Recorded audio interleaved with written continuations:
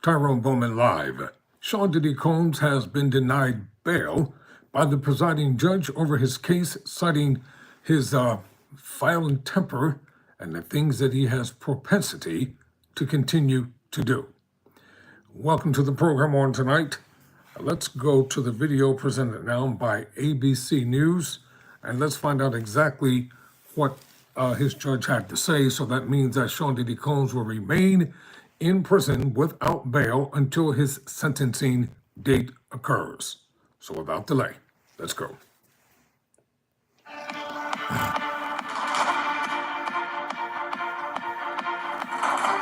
I'm Eva Pilgrim. Thanks for streaming with us. Bail denied for Sean Combs. The judge saying the defendant's violence was starkly depicted in the now infamous 2016 video at the Intercontinental Hotel. The judge cited what he called Combs's propensity for violence, adding, "It is impossible for the defendant to demonstrate that he poses no danger to the community." This coming hours after the verdict. The jury finding Combs not guilty on the most serious charges he faced, racketeering, conspiracy, and 2 counts of sex trafficking. But they did find him guilty on 2 counts of transportation to engage in prostitution. After the verdict was read, Combs turned to his family and said, "I'm coming home." He then kneeled on the ground, appearing to pray. Combs' son, Christian, celebrating the decision. Everybody watching, so happy. His father's coming home. But that is not what's happening tonight. Combs is still in custody. Let's bring in ABC News legal contributors Brian Buckmeyer and Bernardo Villalona. Brian, let's start with you here. A lot of people thought that Combs might walk out of that courthouse today. What happened? So ultimately, as you said in the lead up, the judge said that there's a propensity to violence, that based on the video of the Intercontinental Hotel, as well as the evidence in the case, even though he was not convicted of the violence that was associated with the sex trafficking, the violence that was associated with the racketeering conspiracy, it can still be used against him for the purposes of bail. Bail was denied. We're going to see the sentencing come later. But I suspect, and Bernardo, you tell me if I'm wrong, I suspect there's going to be a writ. And I think that the defense, probably next week, will go right to the Second Circuit and try again to try to get him released. Were you surprised that he didn't walk out today? I wasn't surprised at all, because you have to think that this judge is in a unique circumstance in the sense that he has heard all the evidence in this case for the last 7 weeks, and he's also heard evidence that wasn't introduced before this jury. So he's in a unique circumstance to know what is his propensity for violence. And also, when you're talking about what happened in this case, remember that a lot of the violence happened behind closed doors. Who's going to police that? Who's going to report that? So there's nothing that he can put in place, a condition to protect the community from Sean Combs. Hey, Bernard, break down the verdict for us that we found out today. Yes, so as we all know, racketeering conspiracy, he was found not guilty. But in terms of the racketeering conspiracy, you needed to prove beyond a reasonable doubt that there was an enterprise and there was an agreement within this enterprise to engage in 2 of the predicate acts. You would think, hey, you found Sean Combs guilty of 2 counts of transportation to engage in prostitution, and all you needed to prove was 2 predicate acts. But guess what? Despite proving the 2 predicate acts, you didn't prove beyond a reasonable doubt that Combs' enterprise was actually an enterprise that was built with an agreement to engage in these predicate acts. So that arson, that kidnapping, that bribery, no enterprise. The sex trafficking, we knew that it was going to be difficult as to Cassie and as to Jane, because that forced fraud or coercion, because there were numerous text messages and messages having to deal with these women wanting to freak off or wanting to engage in these hotel nights. And I think that did leave seeds of doubt for this jury to convict Sean Combs of those counts. So basically, that's what we have. Transportation to engage in prostitution.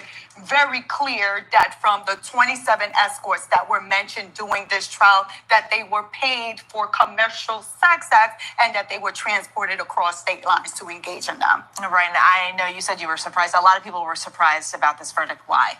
I was surprised specifically as to the Cassie of it all, right? I thought if there was going to be sex trafficking because of the violence, I thought it might be difficult for a jury to really walk that tightrope of saying, this is a relationship that involved a lot of violence, but the violence wasn't used to traffic her. It was just violent for violence sake. And I could see either side going with either decision in that. But to piggyback on what Bernardo is saying is, I think the difficulty was the criminal conspiracy.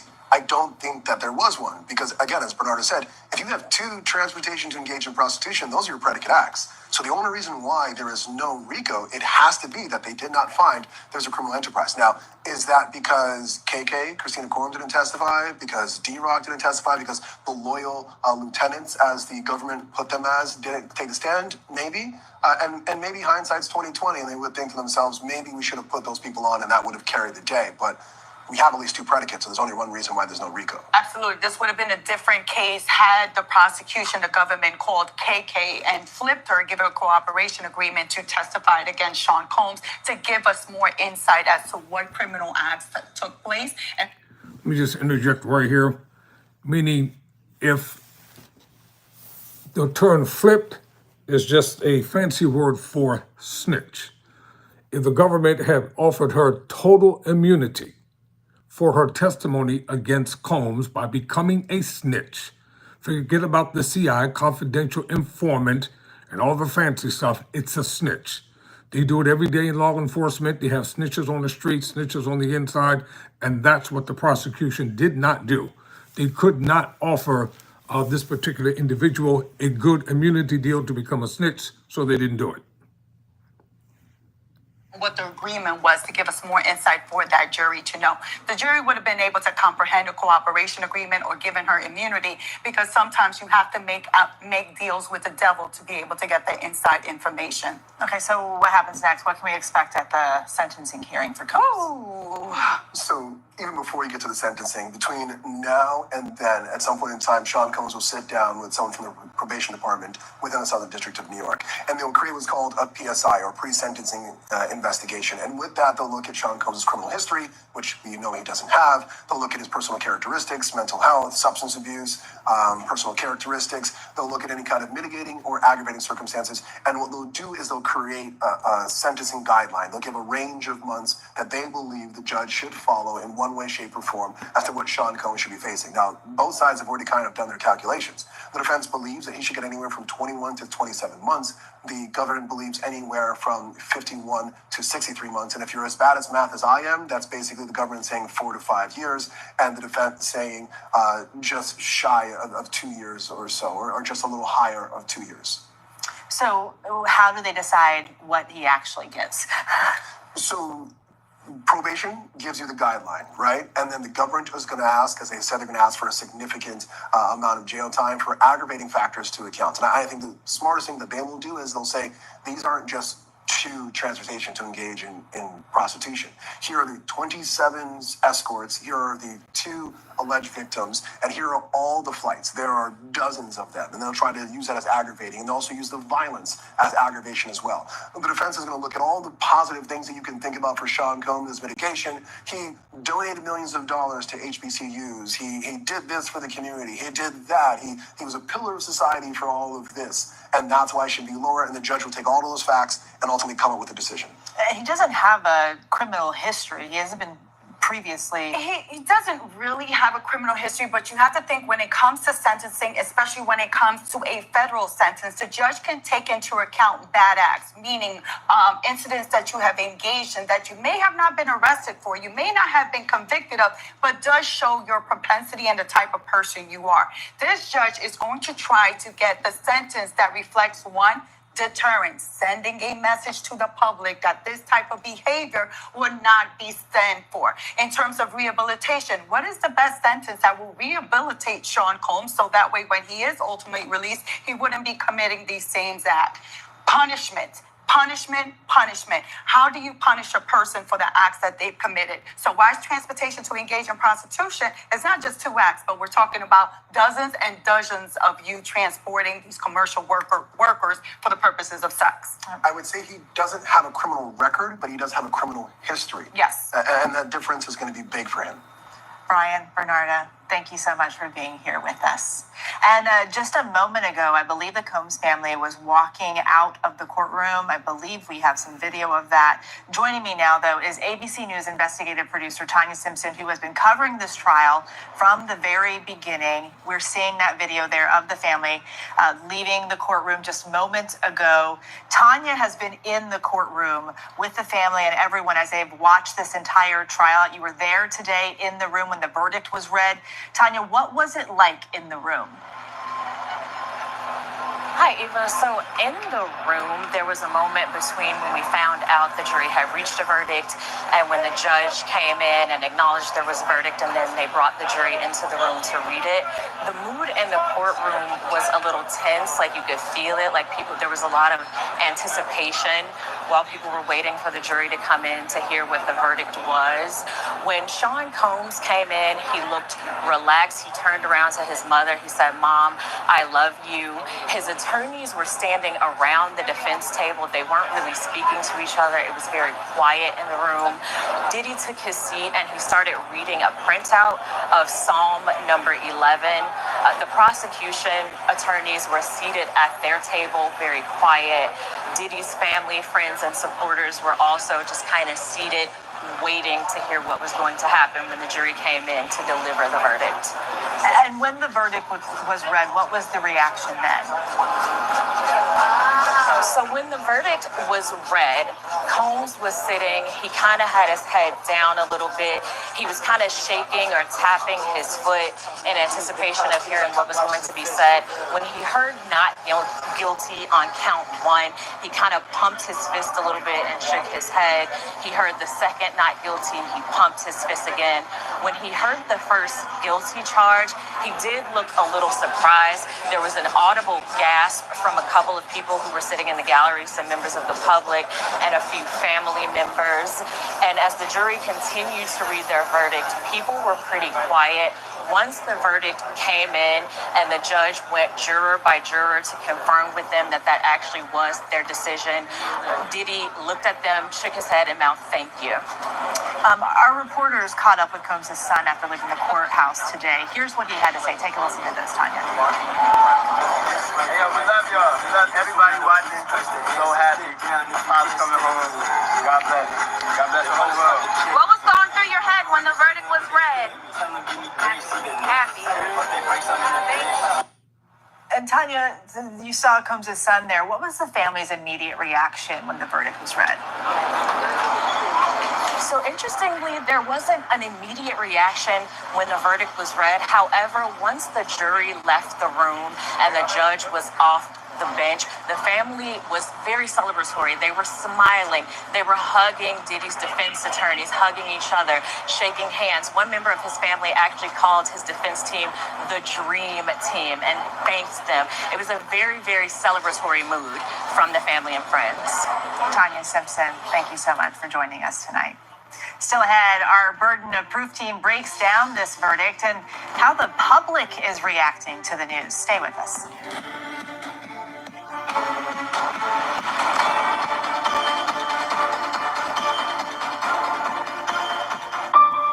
What does it take? I want to go over some things that they were talking about because they were talking too fast, and I want my audience to understand exactly what they were talking about. As a criminal justice major, law student, some things I do know. The PSI, pre-sentence investigation, that's when a detective will sit down with Mr. Combs privately, and he will ask him a litany of questions about so many different things about his life, et cetera, and then that report will be given to the district attorney, and it will be given to the presiding judge over the case as well, and also the sentencing memorandum guidelines. This is what they have to use by law to determine how many years Mr. Combs will spend in prison. They just can't go all willy-nilly and say, you know what, we're going to give you 10 years and run them consecutive, meaning you do 10 on this one and 10 on that one. They'll probably end up, whatever the sentence will be, it'll be concurrent, meaning they'll take two and they'll make it one. And also, the prosecution, they're going to inflame the sentencing hearing. They're going to ask for the most serious amount of time that they can get. And his team, which I think he has a great team of lawyers, they're going to present Mr. Combs in an entirely different light. So the judge will listen to the prosecutors, will listen to his attorney, they'll hear from Mr. Combs, as to what he thinks. And then ultimately, based upon what the PSI, the pre-sentencing investigation report reveals, and he'll look at the sentencing memorandum guidelines, and then he'll make a determination based upon that. This is not going to be as cut and dry the way people think it's going to be, because there's still a lot more. And I'm going to make a bold prediction here. They're going to issue that sentence. And I believe that I'm right on this. He's going to be given a full and unconditional pardon when all this is said and done. I know people don't believe it. They think it's impossible, but it's going to happen. And he's going to walk out of prison, a free man, never to be tried again. Now, does he have to work on some areas in his personal life? Yes, as we all do. Has this trial been a fair trial? Well, we only know what has been reported through the news, what we've read online, what I've read in newspapers, and I'll probably get some more of the major newspapers like the Wall Street Journal, the Washington Post, et cetera, and read about this more in-depthly, more in-depth, so that way I can bring a totally different report to the program here. So Sean Combs is going to be fine. Now, there are a lot of hurt people on both sides when it comes to this situation. Not making light of the suffering that Cassandra Cassie Ventura has suffered, or Jane Doe, and how many others have been affected by what has happened. So Mr. Combs has a lot of work to do, and it's going to be an uphill battle once he gets out, and it's not going to be as simple as people think it is. So I just wanted to interject that real quickly as we get ready to go back to the video. All right, here we go.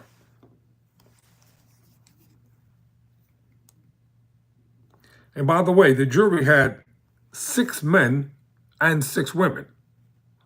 So it wasn't just all men on the jury, it was evenly split. The verdict sending shockwaves across the country. Now breaking tonight, the new ABC News special, Stunning Interviews. One of the most powerful men in the music industry. And suddenly, it was over. New details from inside the courtroom. Diddy, the verdict. The new special breaks tonight at 10/9 Central on ABC. It's time to party! Well, it ain't time to party. All right, I'm going to bring a little more of this coverage here, and then I'm going to end it for today. All right, here we go. Allowed in the courtroom during this 7-week trial. We had an incredible team of correspondents, attorneys, and contributors inside that courtroom, our eyes and ears to what happened. Joining me now to discuss it all, ABC News Chief Investigative Correspondent Aaron Katursky. He's right outside of that courthouse now. Aaron, break down that bail hearing for us first. Well, it happened about 6 hours after the verdict was read because defense attorneys asked that Sean Combs immediately be released on bail. They offered up $1 million, offered his homes as collateral, and they said the only crime he was convicted of is not a crime of violence. But prosecutors disagreed, saying the violence was evident at trial, pointing directly to the 2016 hotel security camera footage, Eva, that depicted Combs attacking Cassie Ventura. And right away, Combs, who entered the room blowing kisses to his family, ended up hanging his head in disappointment when the judge refused to release him on bail, saying that his propensity for violence is evident in that video, and also citing the defense's own argument admitting that he was a domestic abuser. And so the judge said he posed a danger to the community, and the defense could not overcome that. Aaron, you were outside when this verdict was read. What was the scene like then? There was a good deal of anticipation, and then I think there was a swell from Combs's supporters, many of whom were holding T-shirts in support. And there was a disappointment by those who were expecting a different result and who thought that perhaps this would have a chilling effect on the ability of prosecutors to convince potential sex crimes victims to come forward in the future. Aaron, sentencing is for now set for October. What are you watching for there? He faces up to 20 years in prison, but in all likelihood, he would not serve quite that much time. But prosecutors have already signaled they are prepared to ask for a significant imprisonment, and the defense is prepared to ask for something far less. The judge didn't drop any hints, but he did note in the bail hearing that he was convinced Sean Combs could be violent. The defense admitted as much. That may factor into sentencing. And just because Combs was acquitted of the sex trafficking, prosecutors said that did not negate what the trial laid bare, that he was addicted to drugs, that he was a domestic abuser and a batterer of women. Aaron Katursky, thank you so much for your conversation today. And let's continue this conversation with ABC News legal contributors Brian Buckmeyer and Bernardo Villalona, senior culture reporter for ESPN's Anscape, Justin Tinsley, and ABC News contributor and senior entertainment reporter for Anscape, Kelly Carter. Bernardo, let's start with you. You have a lot of trial experience. What do you make of the way that this all went down? I was surprised that Sean Combs wasn't found guilty of the sex trafficking having to deal with Cassie, because I think that was a completely different story. And having been in a courtroom for her testimony, she came off as so compelling. And as a person that was so broken during the time that she was with Sean Combs, I thought that the jury would find him guilty of the sex trafficking by force, fraud, or coercion. The racketeering conspiracy was a bit difficult. I think if the prosecution had called a co-conspirator to come in and testify and flip that co-conspirator to testify against Sean Combs, we would have been talking about something different. Brian, SDNY has like a really good conviction rate, over 90%. Do you think that RICO was a mistake for them on this one? I definitely know about their conviction rate as the fact that we both practice in that court. So only be gentle because I've got cases coming up there soon. I think this is a case when it comes down to not properly vetting your case. Maybe believing your case more than when what other people may perceive. And I understand why the SDNY would look at these alleged victims, why they would look at this fact pattern and say, we have enough to put it all together. But without that critical eye of saying, well, what would another reasonable person interpret with this? What could another person disagree with in terms of why an individual would partake in this relationship for this purpose other than trafficking? And I think without asking those hard questions, they did not prepare their witnesses nor the arguments that they made to get that RICO conspiracy, to get that sex trafficking. And to Bernardo's point, I think so many people, both in social media, both outside the court, inside the court, are saying, you can't conspire by yourself. Where are the other people? Where is the agreement? And simply just showing that the end result showed some sort of coordinated effort was not enough clearly for these jurors to say there's an agreement between these people to form a criminal enterprise. Especially for a defendant of this caliber. When you're talking about a celebrity like Sean Diddy Combs, the jury's not going to look at this like your regular Joe Schmo on the street. Here we're talking about a celebrity, an icon, a man who was given the key to the city. So this jury would have been requesting more than just beyond a reasonable doubt. And Kelly, I want to ask you, because Cassie Ventura's attorney put out a statement today saying that Cassie coming forward has left an indelible mark on both the entertainment industry and the fight for justice. What do you think of that? Yeah, I mean, I think effectively what her attorney was saying was that she really gave people the courage to speak out. And we see the immediacy of that, because after her very explosive civil suit filing, a number of other people have filed, similar suits, against Sean Combs. And I think that that's important. She's helped to give voice to people who have been, apparently afraid for a really long time about potentially going up against someone who, again, has been a cultural icon for the better part of 3 decades. Justin, we have to talk about the cultural icon part of it all. We've talked a lot about the possible impact of this on his legacy. What do you think this means now for his future? That's such a great question, because when you look at his time in the public eye in totality, right, this trial is right All right, let me jump in here right now. They're talking about his legacy, his future. Well, it wasn't not too long ago that there was an individual who was convicted of 34 major felonies, and the judge let him walk right out of the courtroom. No bail, no restrictions, and he went on to become the president of the United States. So is there a double standard here?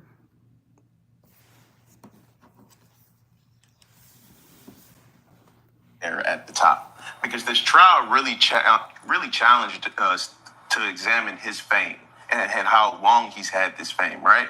But it also really fractured this image of success and power that he built for himself. We look over the course of this trial, so many people testified, namely women who testified about horrific experiences with this guy, some really challenging things to his moral character. And look, I understand the jury came to their decision, but those testimonies just aren't erased from public memory. Nobody has the Men in Black button to basically erase people's memory. So when we look at his career and his time in the public eye, and as a full sphere picture, this trial is not a footnote. And I will say this: his sentencing hearing, and this is nothing more than just crazy legal irony, right?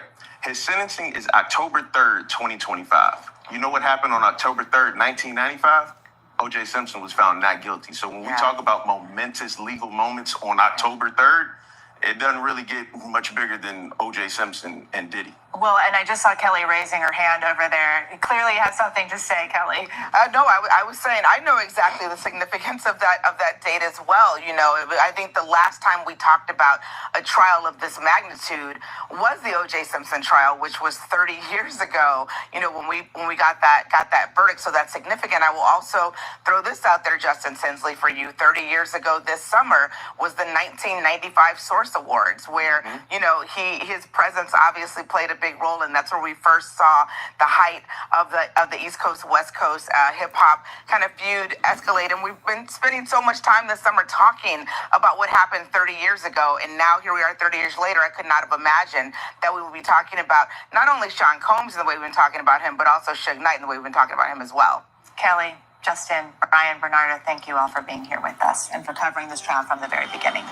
Coming up, YouTube personality Tisa.